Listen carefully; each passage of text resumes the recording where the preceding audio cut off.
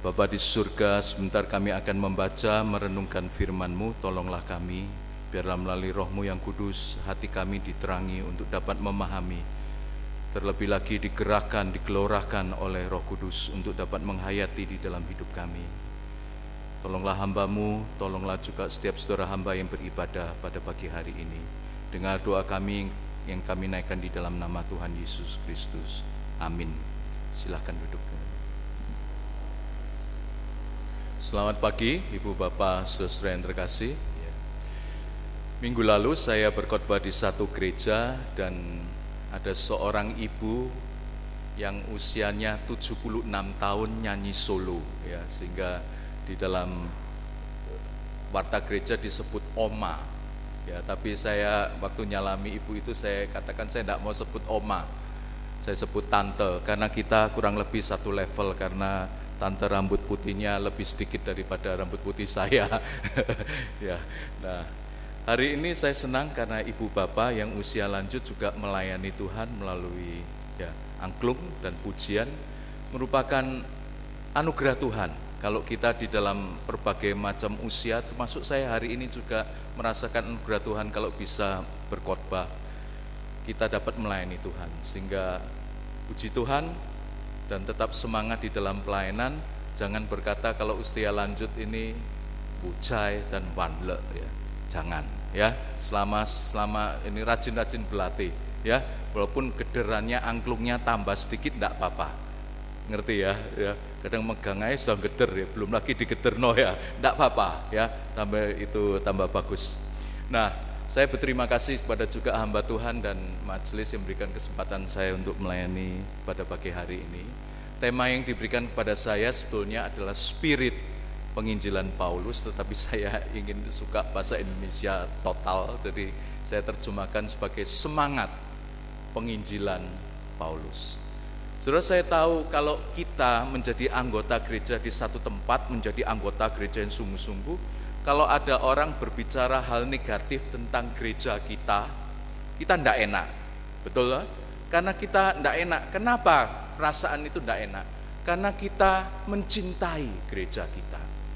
Kita menyayangi gereja kita, sehingga kita rindu supaya gereja kita baik-baik, bahkan juga tetap maju. Bahkan kita rindu supaya gereja kita mengalami pertumbuhan, mengalami perkembangan. Ya, LCD-nya bisa mulai tolong dijalankan ya. Nah, ketika berbicara mengenai gereja yang bertumbuh, kita berbicara mengenai dua aspek, yaitu pertumbuhan secara kualitas, di mana tiap anggotanya makin cinta Tuhan, makin rajin berdoa, makin giat di dalam pelayanan. Tetapi juga berbicara mengenai kuantitas, pertumbuhan jumlah, yang dulu 200, 300, 400 dan selanjutnya. Nah, hari ini yang berkaitan berbicara mengenai pertumbuhan secara jumlah. Nah, satu gereja mengalami pertumbuhan secara kuantitas atau jumlah biasanya disebabkan oleh beberapa hal, yaitu pertumbuhan secara biologis. Jemaatnya banyak, kaum mudanya kemudian menikah, banyak punya anak ya. Tidak hanya satu, tidak hanya dua, mungkin 5 gitu lah. Bayangkan saudara, kalau satu keluarga melahirkan 5 anak itu, tidak usah bingung-bingung, gereja pasti apa? Tumbuh dong, pasti tambah. Sekolah minggunya pasti tahun demi tahun tumbuh. Nanti sekolah minggu ke remaja dan pemuda dan lain-lain. Nah, gereja juga bisa bertumbuh secara jumlah karena kepindahan anggota gereja lain. Nah, sekarang kan banyak orang yang pindah rumah, mesti mencari tempat gereja yang lebih dekat, apalagi generasi-generasi baru. Kalau yang dulu-dulu mungkin generasi yang di atas saya, pokok enak ndak enak, aku sudah kebiasaan ke gereja itu. Nah, sekarang anak-anak yang generasi berikutnya, enggak, mereka bilang kejauhan Pak, deket sini kan sama. Apakah salah? Sehingga orang tua sulit untuk menjawab kadang ya. Nah, sehingga ini belum lagi kalau ada gereja yang bermasalah, pindah. Ya, satu saat gereja kami pernah hampir dimasuki teman-teman 80 orang masuk. Enak loh. Belum tentu. Kami sudah jelas ya. Belum tentu. Sudah jelas policy bergereja dan lain-lain. Ya, saudara, tren sekarang ini banyak. Saudara. Kalau saya khotbah di satu tempat kadang bingung. Rasanya saya ketemu jemaat ini di sini, tapi sore di sana ibadahnya. Iya, saya kalau pagi di gereja ini, kalau saya sore di gerejaan. Mungkin ada yang tertawa yang ya. Nah, jadi kadang ada gereja yang mengalami pertumbuhan, kalau mau dihitung sung-sung bertumbuh enggak. Dilihat dari gereja mana asalnya. Nah, yang betul yang ketiga, bertumbuh karena apa? Penginjilan. Karena gereja itu melakukan penginjilan sehingga ada pertambahan jiwa-jiwa baru. Nah, saudara, penginjilan ini merupakan ya salah satu kunci utama gereja mengalami pertumbuhan secara kuantitas. Jadi penginjilan ini merupakan salah satu kunci utama. Kalau gereja ingin bertumbuh secara kuantitas. Dan hari ini kita akan belajar mengenai dari kehidupan Paulus, khususnya bagaimana semangat Paulus di dalam melayani. Nah, teks yang diberikan pada saya ini kecepit, saudara. Jadi saya perlu menjelaskan kehidupan Paulus secara menyeluruh, secara singkat, supaya kita bisa memahami teks yang akan kita baca ini. Nah, saya ingin mereview kehidupan Paulus ya, bisa dilihatkan ya. Ya mungkin agak kecil-kecil. Nah, Paulus kurang lebih bertobat tahun 34-35 sesudah Masehi, kurang lebih tahun itu. Dan ketika dia bertobat, dia langsung bersaksi, tetapi mendapat halangan dan lain-lain, sehingga dia harus pulang ke tempat dia berasal. Dan Tuhan dapat dikatakan menyembunyikan Paulus, menyiapkan Paulus bertahun-tahun, sampai kemudian Barnabas menemukan Paulus, mencari Paulus, dan mengajak Paulus di dalam pelayanan. Nah, itu biasanya di dalam, kalau kita mempelajari perjanjian baru, itu perjalanan misi Paulus yang pertama. Kemudian Paulus melakukan perjalanan misi yang kedua, bertahun-tahun. Kemudian perjalanan misi yang ketiga. Dan ketika selesai perjalanan misi yang ketiga, dia kembali ke Yerusalem dan ditangkap. Nah, teks yang kita baca, salah satu bagiannya, yaitu berkaitan ketika Paulus kembali dari perjalanan misi, kembali ke Yerusalem dan ditangkap di sana. Dan kemudian ketika ditangkap di Yerusalem, kemudian dipindahkan ke Kaisaria. Kemudian karena dia sebagai warga negara Romawi, dia berkata, aku ingin banding ke Kaisar. Kemudian Paulus dibawa ke Romawi dan diadili di Romawi. Dan kemungkinan kita tidak tahu masa hidup Paulus, tetapi pada tahun 64 itu terjadi penganiayaan besar yang dilakukan oleh Kaisar Nero, sehingga banyak orang, kemungkinan Paulus juga mati atau sebelumnya sudah mati, kita tidak tahu. Ini riwayat singkat Paulus. Nah, sekarang kita lihat teks yang akan menjadi dasar perenungan kita dari Kisah 23 ayat 11. Nah, saudara, ketika kita membaca bagian ini, kita harus mengerti bahwa Paulus sudah pelayanan bertahun-tahun, sudah menyelesaikan perjalanan misi yang ketiga. Ya, dia sudah keliling Asia, sudah keliling sebagian Eropa, dan dia kembali ke Yerusalem, dan di Yerusalem dia ditangkap. Dan ketika di dalam tempat markas tentara itu, ayat 11, firman Tuhan demikian mencatat, pada malam berikutnya Tuhan datang berdiri di sisinya, di sisi Paulus ya, menyatakan dirinya dan berkata kepadanya, kuatkan hatimu, sebab sebagaimana engkau dengan berani telah bersaksi tentang aku di Yerusalem, demikian juga hendaknya engkau pergi bersaksi di Roma. Di Roma. Saudara, Yerusalem dan Roma itu lumayan jauh lah untuk ukuran sekarang ya, mungkin beberapa jam, mungkin 2-3 jam pesawat ya. Nah, tapi untuk dulu itu harus lewat kapal, dan kita tahu kisahnya ini. Nah, kisah di dalam bagian ini kita tahu bahwa Paulus telah menyelesaikan perjalanan misi yang ketiga. Jadi dia sudah selesai. Nah, dia kembali ke Yerusalem, ditangkap karena ya ini merupakan buronan orang-orang Yahudi ya, karena mengacaukan iman Yahudi dengan Injil Yesus Kristus. Ditangkap dan dibawa ke mahkamah agama. Dan di tengah-tengah mahkamah agama, Paulus tetap berani bersaksi, menyatakan Injil Yesus Kristus dengan jelas. Kemudian dalam takut menimbulkan kekacauan lagi, ditangkap, dibawa ke markas tentara dan dipenjarakan. Dan di dalam situasi seperti itu, Tuhan menyatakan dirinya kepada Paulus. Kamu sudah berani bersaksi tentang Injil Yesus Kristus di Yerusalem, walaupun tantangan apapun. Dan Tuhan berkata, engkau akan dibawa. Ya, engkau akan pergi, engkau akan dibawa ke Roma, dan di sana pun engkau akan menjadi saksi. Saudara, ketika selesai di Yerusalem ini dipindahkan ke kota lain, kemudian tinggal di kota lain 2 tahun, kemudian baru pergi ke Roma. Nah, teks berikutnya yang akan kita lihat, ini kisah di Roma, jadi sudah beberapa tahun. Kisah 28 ayat 30 sampai 31, mari kita. Ini bagian akhir dari kisah para rasul. Kalau Alkitab kita bagian akhir dari kisah para rasul. Jadi pada waktu itu Paulus sudah di Roma, sudah diadili dan sulit diputuskan, akhirnya ditahan, tahanan rumah. Ya, jadi di rumah dia boleh sewa rumah, ditahan, dijaga oleh prajurit, ya ditahan rumah. Ayat 30, kisah 28 ayat 30, dan Paulus tinggal 2 tahun penuh di rumah yang disewanya sendiri itu. Ya. Ia menerima semua orang yang datang kepadanya. Rupanya banyak orang yang datang kepadanya. Nah, ayat 31, dengan terus terang dan tanpa rintangan apa-apa, ia memberitakan kerajaan Allah dan mengajarkan tentang Tuhan Yesus Kristus.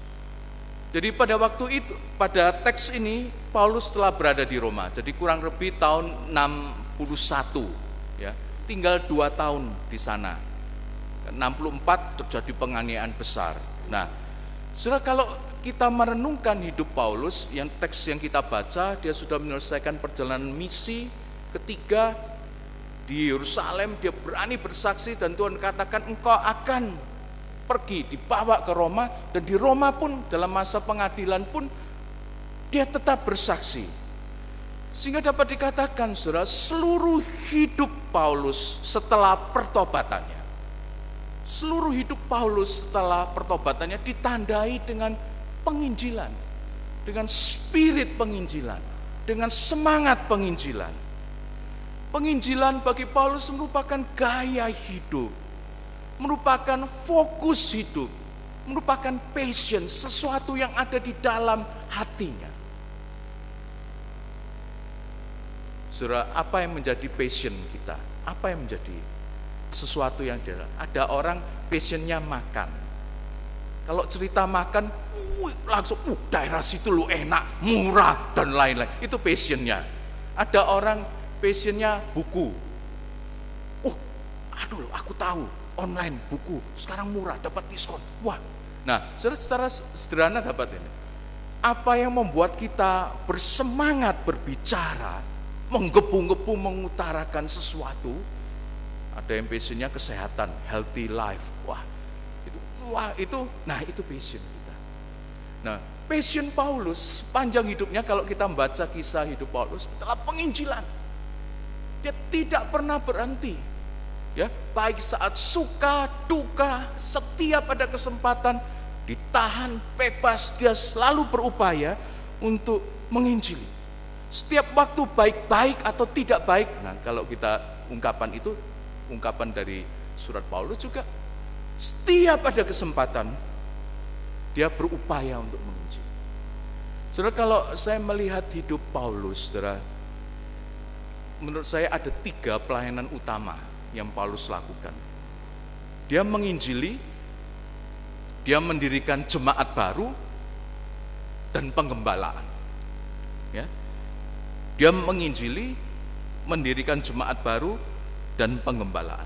Sehingga dia dapat dikatakan seorang penginjil, seorang juga pendiri jemaat, church planter. Ya, karena dimanapun dia pergi, dia mendirikan jemaat. Dan penggembalaan dia bukan menetap di satu tempat, tapi penggembalaan yang dia lakukan melalui pengajaran dan surat-surat. Nah, yang menjadi fokus kita sekarang yaitu mengenai penginjilannya, pelayanan sebagai penginjilan. Mengapa Paulus mempunyai semangat penginjilan yang menggebu-gebu begitu rupa? Sehingga tiap ada kesempatan, tiap ada waktu, baik-baik atau tidak baik, dia selalu ingin menceritakan Injil Yesus Kristus.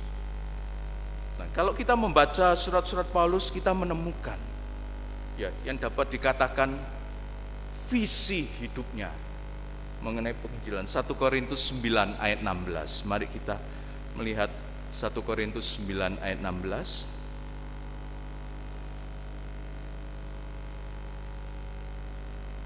Kita baca bersama-sama ya. 1 Korintus 9 ayat 16. 1, 2, 3. Karena jika aku memberitakan Injil, aku tidak mempunyai alasan untuk memegahkan diri. Sebab itu adalah keharusan bagiku. Celakalah aku jika aku tidak memberitakan Injil. Saya dapat katakan ayat ini merupakan visi hidup Paulus dalam hal penginjilan. Dia katakan kalau dia memberitakan Injil, tidak ada sesuatu yang dibanggakan. Tidak perlu laporan, wah saya telah membawa jiwa, saya telah memenangkan ini dan itu, untuk menceritakan kepada orang lain, untuk menunjukkan betapa hebatnya dirinya. Tidak ada. Dia bilang tidak ada alasan untuk memegahkan diri, itu keharusan bagiku. Bahkan dia berkata, celakalah aku kalau aku tidak memberitakan Injil. Nah, saudara, sekarang menjadi pertanyaan, mengapa Paulus begitu menggebu-gebu di dalam penginjilan? Mari kita jujur dengan diri kita. Bagaimana dengan diri kita? Apakah kita juga menggebu-gebu dengan penginjilan atau yes, biasa-biasa? Mungkin ada di antara kita yang semangat, puji Tuhan. Tapi berapa banyak kita yang semangat? Penginjilan merupakan passion di dalam dirinya. Nah, saudara, saya tidak ingin menyederhanakan topik ini, karena kalau topik ini disederhanakan bisa salah dan menimbulkan perasaan bersalah untuk banyak di antara kita. Maka kita perlu memikirkan lebih dalam, ya. Itu karena gampang sekali. Ayo sekarang kita menginjili selesai. Bukan, ya, kita harus memikirkan lebih dalam supaya kita tahu mana yang menjadi bagian kita. Nah, ketika saya memikirkan mengenai halangan untuk PI, mengapa kita kadang tidak punya semangat untuk PI? Menurut saya dua hal penyebabnya. Satu, konsep kita tentang keselamatan. Kalau kita meyakini bahwa keselamatan ada di dalam setiap agama, di dalam agama apapun ada keselamatan yang membawa mereka yang penganut itu masuk surga, menerima hidup kekal. Kalau keselamatan itu ada di dalam setiap agama, kita tidak mempunyai sense of urgency, ya, untuk memberitakan. Kenapa? Tidak usah PI, tidak usah memberitakan Injil, percaya Yesus masuk surga. Kenapa? Di dalam agamanya ada. Nah, tetapi ketika kita punya konsep bahwa satu-satunya keselamatan hanya di dalam Kristus, eksklusif hanya di dalam Kristus, Yesus adalah satu-satunya juru selamat dunia, baru kita mempunyai unsur keterdesakan. Karena kita tahu bahwa kalau dunia ini digambarkan seperti gedung yang terbakar, kita tahu bahwa satu-satunya pintu yang membawa keselamatan itu. Kita akan berupaya kepada teman-teman kita, kepada keluarga kita, katakan pergi ke sana. Tapi kalau pintunya banyak, kenapa kok ngoyo-ngoyo? Nah, sehingga kita mesti bertanya, kenapa kita tidak bersemangat di dalam penginjilan, tidak terdorong? Kita mesti cek, apakah konsep keselamatan kita, dan gereja punya tanggung jawab untuk mengajari. Kalau misalkan orang berkata kepada kita, semua agama kan sama, jawab kita apa? Ya, kalau di gereja bilang, enggak. Tapi kalau di luar, iya sama, ngajarno baik ya, ya. Karena hawanya lain kalau di luar, ya. Kalau di gereja kan sehabitat, ya, jadi berani gitu. Nah, kalau kita, saya enggak kata, oh enggak, langsung debat juga enggak. Tapi kita mesti jelas, apa yang menjadi keyakinan kita, apa yang menjadi ya sesuatu yang di dalam diri kita. Nah, ini menjadi halangan. Yang kedua, halangan, walaupun ada orang yang tahu keselamatan hanya di dalam Kristus, tapi tidak mempunyai pengalaman hidup yang fresh bersama dengan Kristus. Tidak ada yang diceritakan 30 tahun lalu Tuhan nyembuhkan saya. 45 tahun lalu saya ketemu pengkhotbah ini dan saya bertobat. Ceritanya apa? 45 tahun, 35 tahun. Nah sekarang pengalaman sehari-hari, apa? Enggak punya. Kenapa? Kita jadi orang Kristen, mati enggak? Enggak mati karena tiap minggu ke gereja. Hidup enggak? Karena hidupnya hanya 2 jam di gereja, setelah itu ya bebas. Kita tidak punya pengalaman fresh. Saya perhatikan beda, saudara. Saya pernah mendampingi beberapa pasien, beberapa jemaat yang menderita kanker. Nah, saudara, penderita kanker ini karena merasa hidupnya terbatas dan sangat berharga, ketika mereka mendapatkan pengobatan tidak berhasil, kemudian ada terapi tertentu yang berhasil, teman-teman yang menderita kanker ini apa?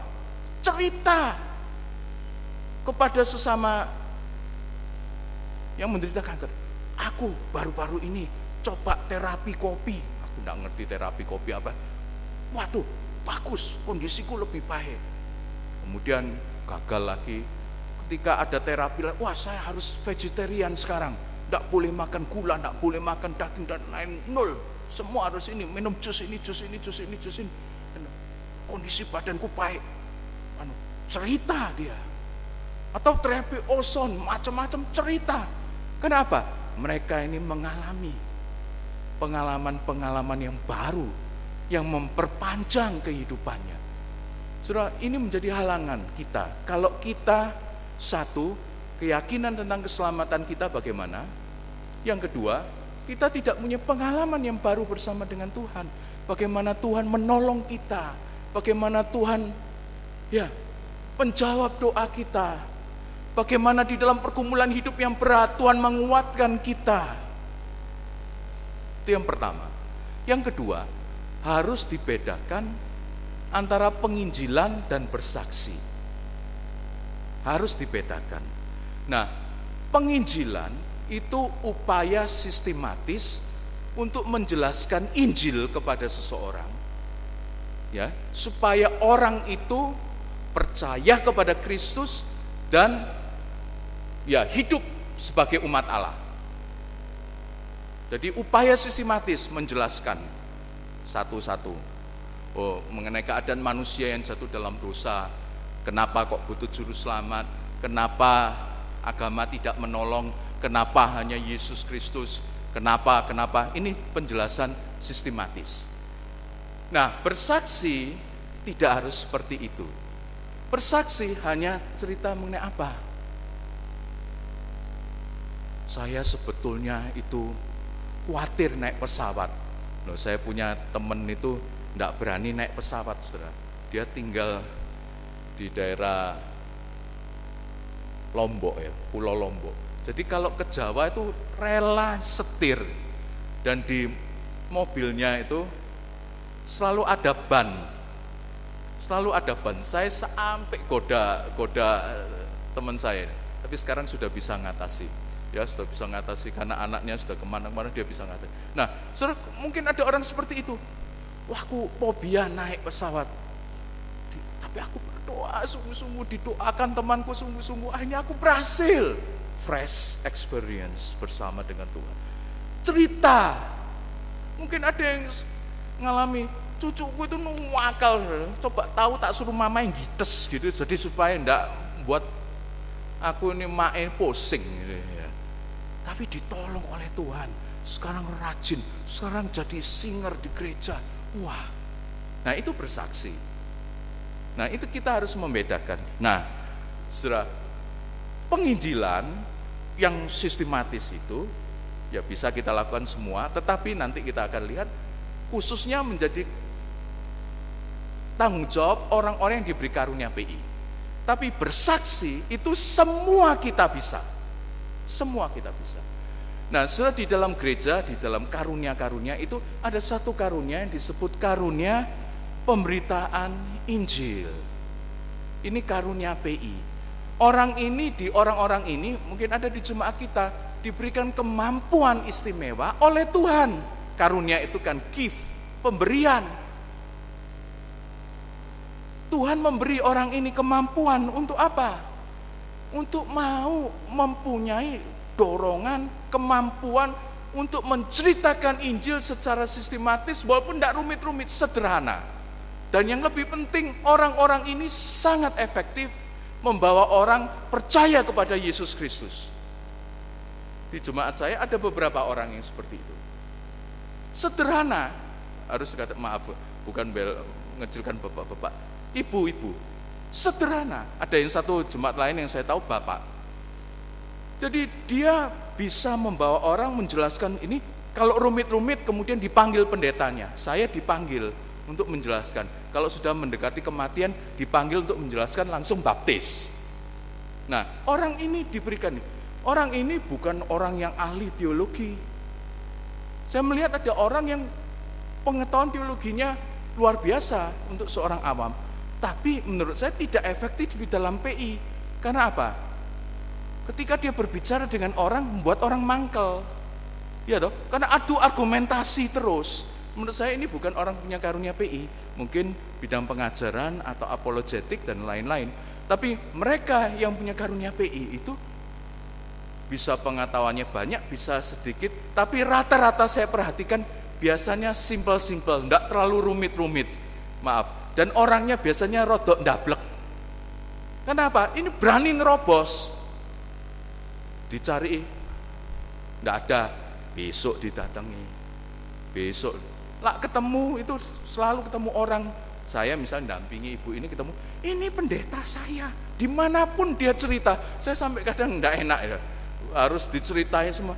Ini pendeta saya, ini pendeta saya. Selalu. Nah, karakteristiknya seperti itu. Sederhana, berani, tidak takut ditolak, punya dorongan, bisa menjelaskan singkat tentang Injil dan efektif.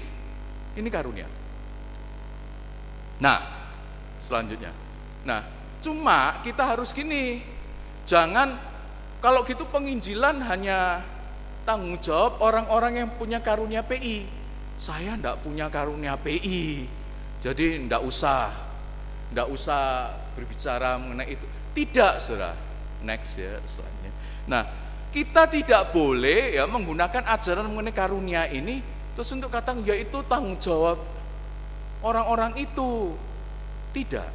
Kita mungkin tidak bisa PI seefektif orang-orang yang punya karunia PI, tetapi setiap kita bisa apa? Bersaksi. Betul? Bisa bersaksi melalui hidup kita. Ya. Tidak kita semua dikaruniai, karena karunia kan bukan diberikan semua orang. Tapi setiap kita bisa bersaksi. Nah, ini yang harus. Nah, saudara-saudara, gereja mempunyai tanggung jawab, ya. Gereja mempunyai tanggung jawab untuk menemukan jemaatnya yang punya karunia PI itu apa dan mendorong mereka untuk menggunakan. Nah, jemaat yang lain yang tidak punya karunia PI, jangan ditimbuni rasa bersalah karena ndak PI itu, tetapi didorong untuk apa? Untuk bersaksi, ya. Nah, gereja perlu melengkapi baik anggota yang berkarunia PI atau tidak untuk bisa menjelaskan Injil secara sederhana. Banyak training, ada ada 4 hukum rohani dan lain-lain. Tiap kita tahu bagaimana bersaksi singkat tentang Injil. Nah, jadi di sini saudara, ketika berbicara mengenai penginjilan, yang paling efektif ya adalah anggota-anggota yang punya karunia PI. Karena ini ujung tombak gereja. Saya hitung 2 ibu itu, satu di pos, satu di pusat, itu saya hitung cukup banyak membawa orang. Ujung tombak. Nah, gereja yang lain walaupun dia tidak jadi ujung tombak, tetapi dapat bersaksi melalui hidupnya. Menceritakan apa yang Tuhan kerjakan di dalam hidupnya. Nah, saudara, gereja yang sehat bertumbuh melalui penginjilan dan bukan melalui perpindahan anggota. Bisa dievaluasi gereja kita bagaimana. Nah, gereja perlu menemukan, memperlengkapi, dan memerankan secara maksimal mereka yang punya karunia PI ini. Nah, tetapi setiap kita dapat bersaksi tentang Kristus. Setiap kita dapat bersaksi dengan Kristus. Jangan alasan untuk kita, saya tidak bisa. Tidak. Saudara, menurut saya sekarang yang paling efektif, sekarang menurut saya era KKR itu sudah lewat. Kecuali kalau KKR plus mujizat. Tapi mujizat sungguh-sungguh atau enggak ini kita masih tanda tanya. Tapi era KKR sudah lewat. Sekarang ini menurut saya kalau kita ingin membawa jiwa, yang paling efektif dilakukan oleh tiap-tiap anggota melalui apa? Persahabatan. Friendship evangelism. Karena melalui persahabatan ini kita membangun kepercayaan, membangun kedekatan, dan kemungkinan juga ada kesempatan untuk ini. Melalui persahabatan ini kita membuka diri kita, orang melihat. Ya. Sudah saya cerita waktu saya praktek 1 tahun di Yogyakarta, ya lugu-lugunya anak ya, waktu itu masih 20 sekali. Di tempat pelayanan tuh saya diberikan sepeda motor yang dipakai beberapa orang. Ya. Kalau dipakai beberapa orang tuh problem yang utama apa? Kalau pakai sepeda motor gantian. STNK-nya lupa, ya loh. Kadang sudah dipakai si A, terus tidak dikembalikan, akhirnya kita pakai enak gitu. Nah, satu saat saya pakai STNK-nya lupa. Saya ini tidak pernah ditangkap polisi, saudara. Baru kali itu ditangkap polisi. Nah, saking orang lebih baik rodok goblok-goblok titik ya, Jadi bilang, Pak, saya ini punya SIM, tak tunjuk no. STNK-nya ada, tapi dibawa teman saya. Dan saya lupa bawa, saya ngotot itu, ngotot itu. Sebentar Pak, tak ambilkan, gitu loh, tak ambilkan, nanti tak tunjukkan. Posisinya buat mungkin lihat ini ada sinyo, tidak ngerti apa-apa, ngotot gitu. Memang saya tidak tahu, saudara. Baru tahu kemudian kalau tidak ada STNK-nya sepeda motornya harus ditahan ya, ya harus ditinggal gitu. Saya tidak tahu, saudara. Polisinya sudah ambil lah. Nah, terus secara ringkas, saudara, saya ambil. Ya saya berdoa karena itu kan mahasiswa teologi tuh, Tuhan atur segala sesuatu. Nah, saya minta tetangga saya orang Islam untuk nganter saya. Nah, terus setelah diantar, secara ringkas ya, diantar sampai, terus saya tunjukkan STNK-nya. Terus polisinya mungkin sudah bosan ambil saya dalam keluguan, sudah ke atasan. Tunjuk, loh ini Pak, gini-gini, saya ini mahasiswa praktek dan lain-lain, praktek gini. Ya sudah sana, ya sudah. Terus yang teman saya bingung, loh kamu dilepaskan? Iya, aku berdoa. Dia orang Islam. Oh gitu. Nah, enggak usah rumit-rumit, saudara. Melalui itu dia mengenal kekristenan secara sederhana. Melalui kesaksian. Dan itu bisa terbangun. Saya juga kalau saya ditanya karunia pendeta apa? Bukan penginjilan. Saya mengajar, sehingga sekarang saya setelah 20 tahun di jemaat, saya memutuskan full time di STT Aletheia, mengajar penuh, karena ini karunia. Tetapi tidak menjadi alasan untuk tidak melakukan penginjilan melalui apa? Bersaksi. Mungkin tidak sehebat ada baru-baru ini Aletheia mengadakan retreat, ada seorang hamba Tuhan, gembala, yang diberikan karunia penginjilan. Saya tahu ketika dia bersaksi, saya tahu dalam berapa tahun gerejanya bisa membuka pos PI. Berapa tahun kemudian dia pindah ke jemaat lain bisa membuka pos PI. Nah, saya tahu orang ini pasti punya karunia penginjilan. Nah, sudah terlepas dari kita punya karunia penginjilan atau enggak, kita pemimpin-pemimpin gereja harus mempunyai hati Injil. Ketika berbicara mengenai penginjilan, kita pemimpin gereja tidak boleh menghambat. Jangan orientasi kita apa? Ini nguntungno gereja atau enggak? Saya sungguh sedih, saudara, ketika saya ikut satu acara gereja Tionghoa, pembicara, saya tidak sebut nama, enggak enak. Saya mendengar, saya tidak ikut seminarnya, mendengar. Kalau pos PI dihitung-hitung, bocuan, tutup aja.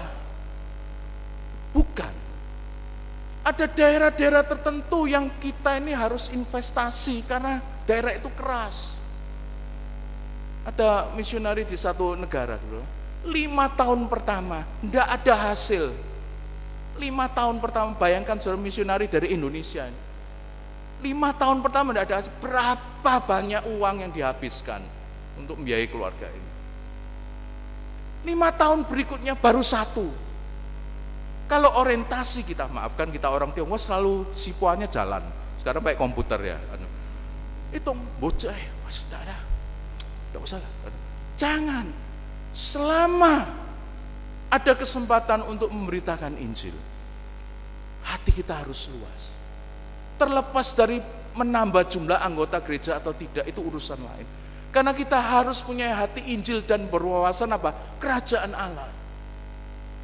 Kalau ada orang-orang yang melalui pelayanan kita percaya kepada Yesus Kristus, mungkin jadi anggota gereja lain, kita harus katakan, tidak apa-apa, asal dia menjadi anggota kerajaan Allah, sama dengan kita.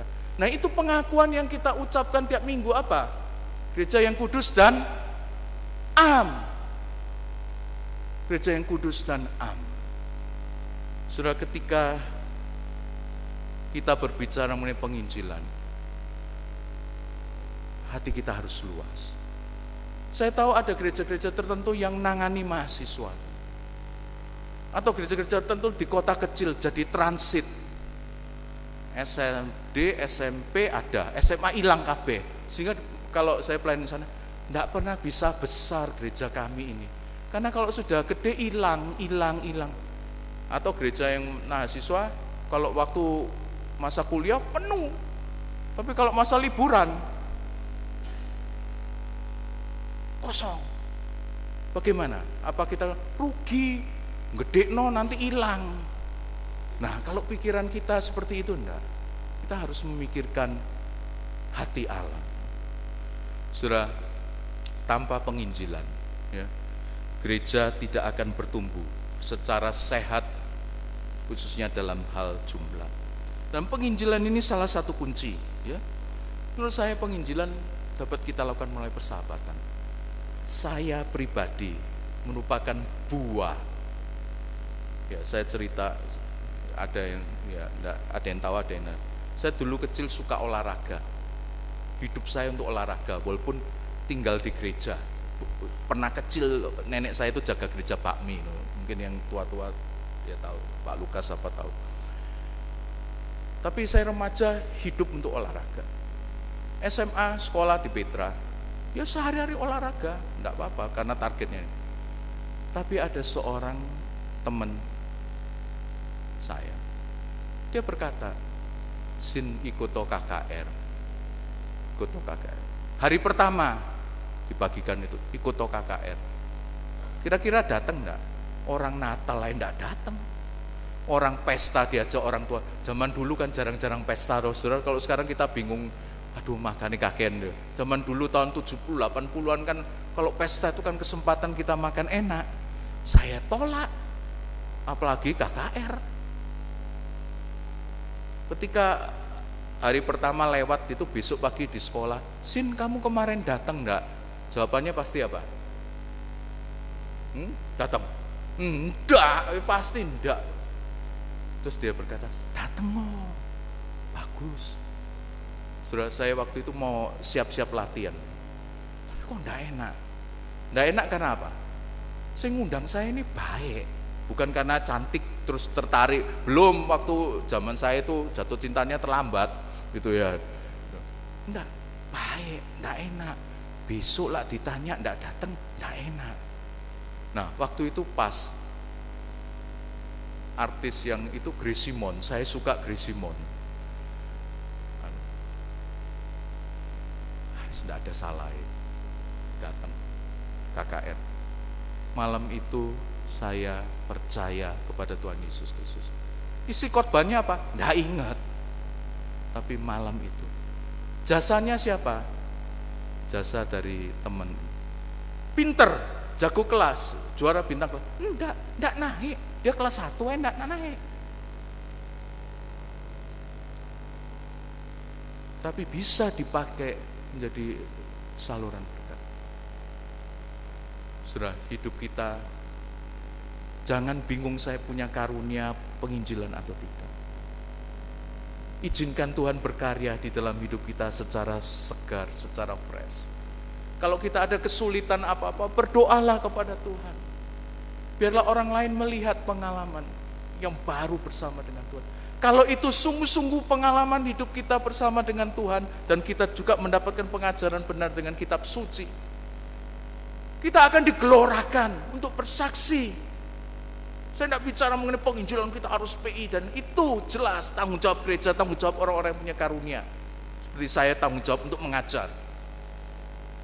Tapi setiap kita, terlepas dari punya karunia PI atau tidak, bisa bersaksi.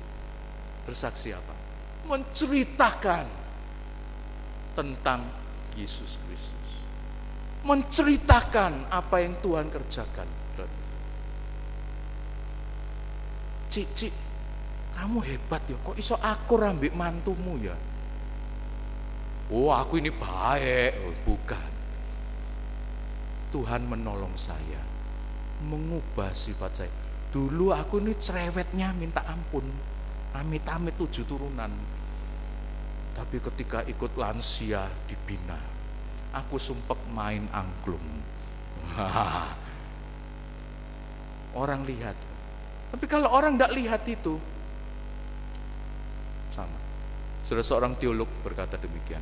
Gereja tidak hanya menjadi tempat pemberitaan Injil, kabar baik. Tetapi gereja harus menunjukkan hidup dari kabar baik itu. Hidup kita bukan hanya menjadi sarana memberita Injil, tapi hidup dari kabar baik itu. Dan ya, Tuhan menolong kita. Ceritakan tentang Yesus yang kita alami hari demi hari. Dengan demikian kita akan membawa jiwa-jiwa. Bulan depan kan ada bulan misi ya, betul ya? Ada acara-acara besar mungkin ya, acara-acara besar. Nah, kesempatan mendoakan, mengajak. Tidak bisa cerita tentang ini, ajak. Baik dulu, ya, hidup dirubah oleh Tuhan. Amin. Mari kita berdoa. Tolonglah kami Tuhan, inilah diri kami di dalam segala keterbatasan dan kelemahan kami. Boleh dipakai menjadi saluran pemberitaan Injil, baik melalui penginjilan maupun melalui kesaksian hidup kami. Di dalam segala keterbatasan kami tahu ketika kami punya hati untuk melayani Tuhan, Tuhan akan memakai setiap kami. Dengar doa kami Tuhan yang kami naikkan di dalam nama Tuhan Yesus Kristus. Amin.